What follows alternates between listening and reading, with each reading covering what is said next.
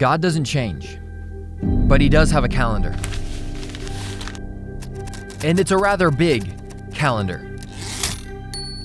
You know, there's dates on it like creating space and time, the era where dinosaurs roamed the earth and stopped roaming the earth,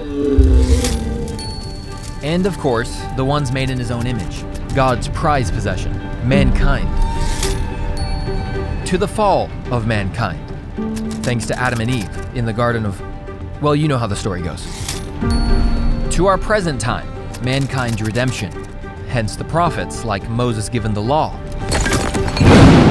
all leading to God's plan from the beginning, walking among us to die for the sin of his creation.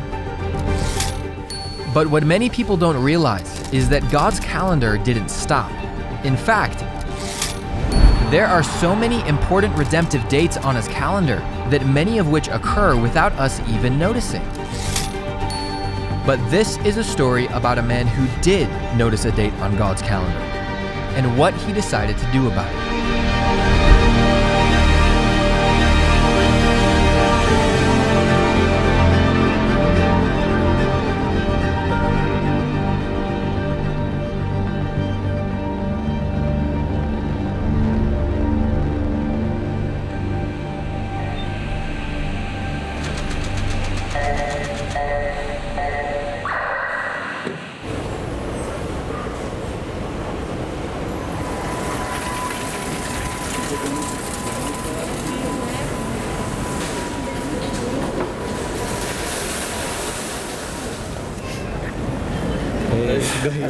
Hey, good, you? Happy birthday. Thank you. Yeah. How you doing, man? Good, you? Happy birthday. Appreciate it. Thanks. Welcome, hey, Daniel. Good to see you, buddy.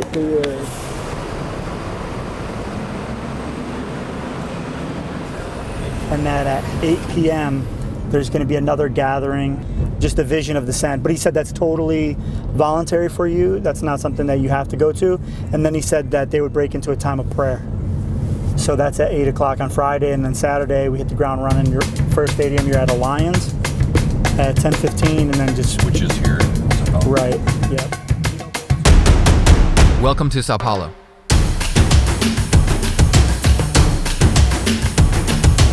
Where the dining is more than fine. Where the police are dope. And where they take street art seriously.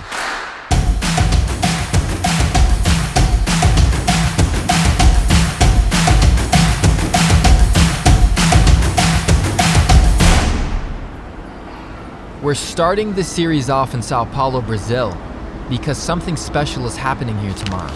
A Christian event called The Send. A movement that fills stadiums across the globe to send missionaries around the world. The first send that took place in Orlando packed a 65,000-seat stadium. 1, 2, 3.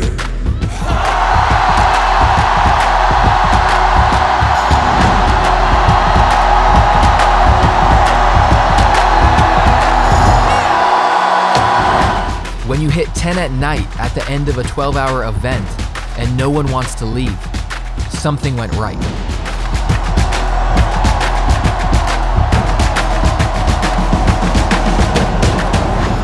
And with the success that they had in Orlando, they decided to be even more ambitious here in Brazil, because this event isn't just happening in one stadium, nor two stadiums, but 3 stadiums simultaneously across the country.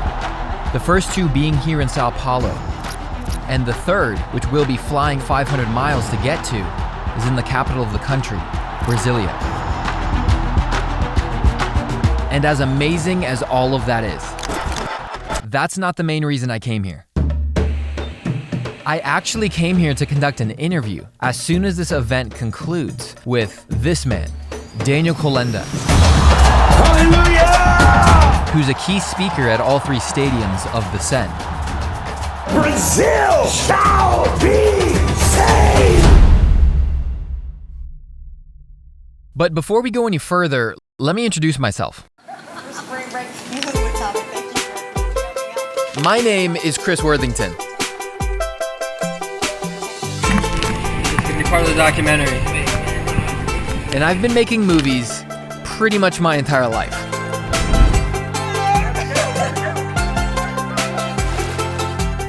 And long story short, I went from filming me and my friends trying to stay out of trouble in our hometown to filming things like this.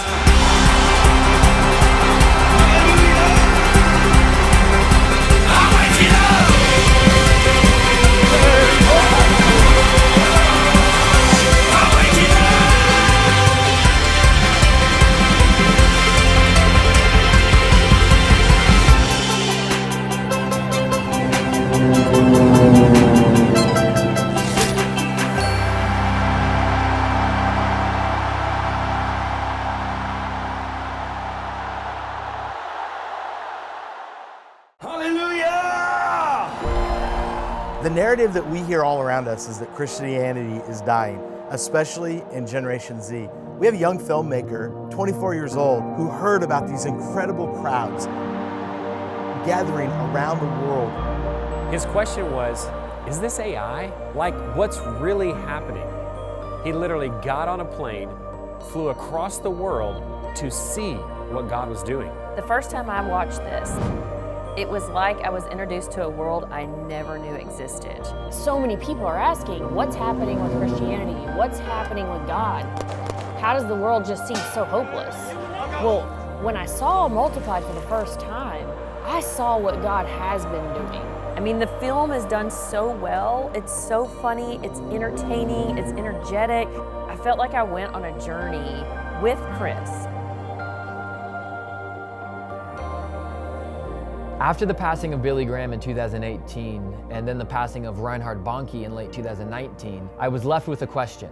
What does the future of evangelism look like? What does Christianity look like moving forward? And honestly, who's going to replace them?